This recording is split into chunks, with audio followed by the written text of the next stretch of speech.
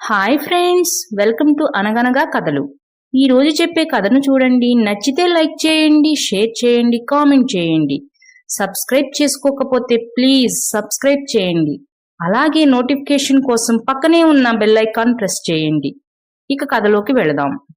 అనగనగా ఒక గ్రామంలో పరంధామయ్య, ప్రభావతమ్మ అనే దంపతులు ఉన్నారు.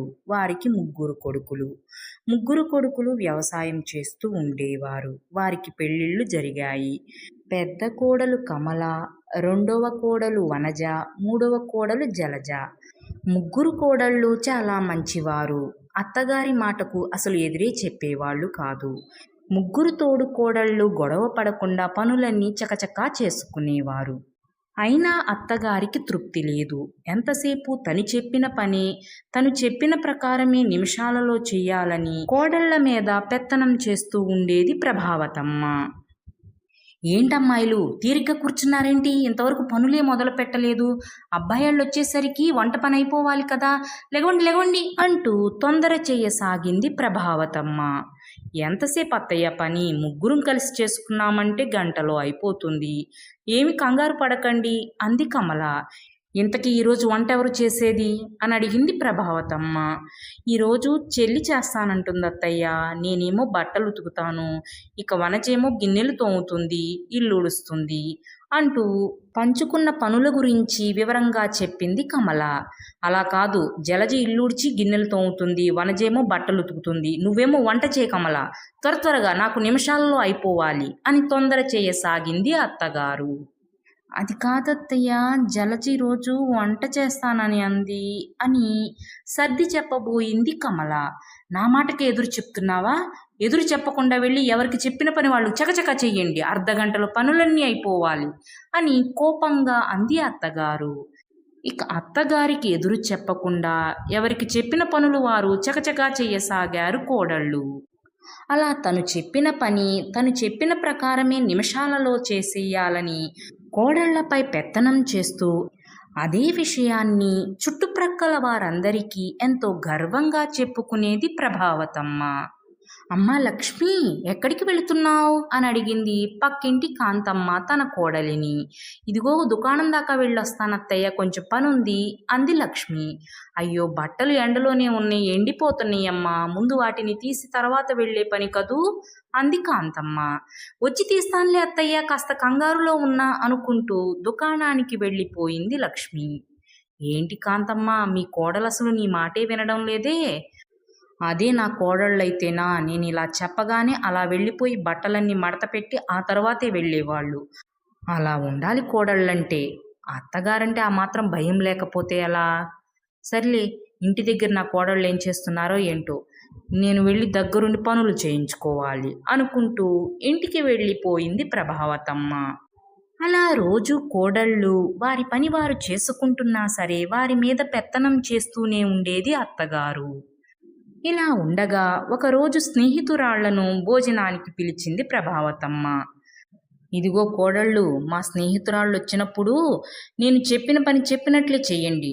అలా కాకుండా మీ సొంత తెలివితేటలు ఉపయోగించారంటేనా అప్పుడు చూడండి ఏం చేస్తాను అని బెదిరించింది ప్రభావతమ్మ. ఇంతలో స్నేహితురాళ్ళు రానే వచ్చారు.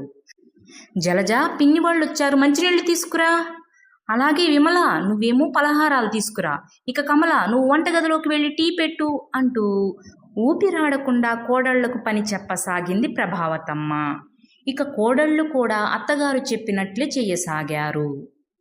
ఇక భోజనాల సమయం అవనే అయ్యింది. అమ్మాయి కోడళ్ళు, వంటలన్నీ అయిపోయినట్టేగా. ఇదిగో వనజ, నువ్వేమో విస్తర్లు పరిచి మంచినీళ్లు పెట్టు. కమల, నువ్వేమో వడ్డన చెయ్యి. ఆ తర్వాత జలజ, నువ్వే తిన్న విస్తరాకులన్నీ తీసి బయటపడేయాలి, సరేనా? ఏమాత్రం ఆలస్యం చెయ్యొద్దు అని చెప్పి బయటకు వెళ్ళిపోయింది అత్తగారు. అక్క, అత్తగారు చెప్పినట్లు ఏమాత్రం ఆలస్యం చెయ్యొద్దు అని నవ్వేసింది జలజ. అవునే, ఆలస్యం చేయకుండా అత్తగారు చెప్పినట్లే చేద్దాం అనుకుంటూ గబగబా వెళ్ళి విస్తర్లు పరిచింది వనజ. ఆ వెంటనే కమల వండిన పదార్థాలన్నీ తీసుకువచ్చి విస్తరిలో పెట్టేసింది. అలా కమల వెళ్ళగానే జలజ వెంటనే వచ్చి ఆ విస్తళ్లను చకచకా తీసుకుని వెళ్ళి బయట పడేసింది. అక్కడ ఏం జరుగుతుందో అర్థం కాక అలా చూస్తుండిపోయారు కాంతమ్మ సూరమ్మ. ఏంటే మీరు చేస్తుంది ఏంటి అని కోపంగా అరిచింది అత్తగారు. మీరు చెప్పినట్లే చకచకా చేసేసాంగా అత్తయ్య అంటూ భయపడుతూ సమాధానం చెప్పారు కోడళ్ళు. చకచకా చేయటం అంటే ఇదా అని ఇంకేదో తిట్టబోతూ ఉండగా, చాలే ప్రభావతమ్మ ఊరుకో, వచ్చిన దగ్గర నుండి చూస్తూనే ఉన్నాం, కోడళ్లను ఒకటే భయపెడుతున్నావు. అత్తగారంటే అలా భయపెట్టాలా? అత్తగారంటే భయం కాదు, గౌరవం ఉండాలి. మొన్న నాకు చెప్పావుగా నీ కోడలికి నువ్వంటే అసలు భయమే లేదని. నేనంటే భయం లేదు, కానీ నా మీద గౌరవం ఉంది.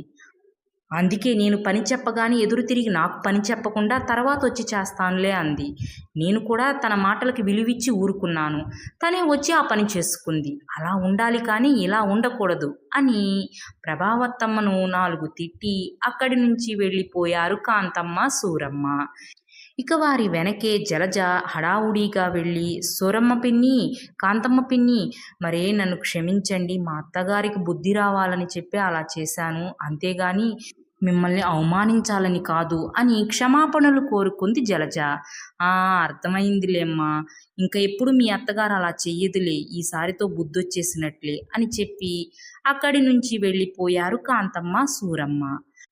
అలా నిజంగానే ప్రభావతమ్మలో మార్పు వచ్చి కోడళ్లపై పెత్తనం చేయడం మానేసింది. ఇక ముగ్గురి కోడళ్ళు సొంత అక్కా చెల్లెళ్లలాగా కలిసిపోయి ఏ గొడవలు పడకుండా ఎవరికి నచ్చిన పని వారు చేసుకుంటూ కలిసిమెలిసి జీవించసాగారు. ఫ్రెండ్స్, ఈ కథ మీకు కూడా నచ్చిందనే అనుకుంటున్నాను. Thanks for watching.